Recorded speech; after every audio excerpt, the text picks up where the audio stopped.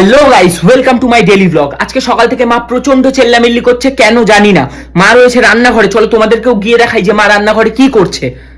দেখো গাইস, আমার মা রান্নাঘরে দাঁড়িয়ে দাঁড়িয়ে কেমন ফাঁকি মারছে। বেলা 2টোর সময় ঘুম থেকে উঠে ফোনটা নিয়ে এসে এখানে নাটক করছিস? হ্যাঁ, এখন তো 12টা বাজে। আবার তর্ক মুখে মুখে এমন গরম ঝুঁটি এমন ছ্যাঁকা দেবো না, কাকা ঠাকুরদের সবার নাম ভুলে যাবি জানিস।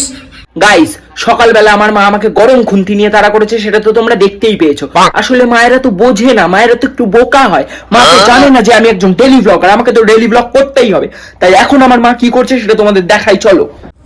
দেখো গাইস, আমার মা ঝাড় দিচ্ছে কিন্তু ঘর পরিষ্কার হচ্ছে না। আমার হাতে এটা কি আছে দেখেছিস? আর এই গাইসটাকে সকাল থেকে আমার ভিডিও করে দেখাচ্ছিস? কে? আরে কেউ না। আমার কপালে কি মূর্খ লেখা রয়েছে আমি কিছু বুঝি না? আমাকে মারার জন্য গুন্ডা ঠিক করেছিস?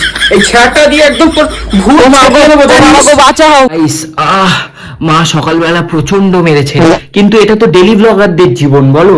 আমাদের তো সবকিছু সহ্য করে হলেও ব্লগটা বানাতে হবে। মা এখন ভাত খাচ্ছে, তোমাদের দেখাচ্ছি, দাঁড়াও। গাইস দেখো, আমার মা আমাদেরকে ছোট ছোট মাছগুলো দিয়ে নিজে বড় মাছটা নিয়ে লুকিয়ে লুকিয়ে ভাত খাচ্ছে। সকালবেলা তোমাকে ঝেঁটা পিটা করলাম, তাও তো শিক্ষা হয়নি। দাঁড়াও তো।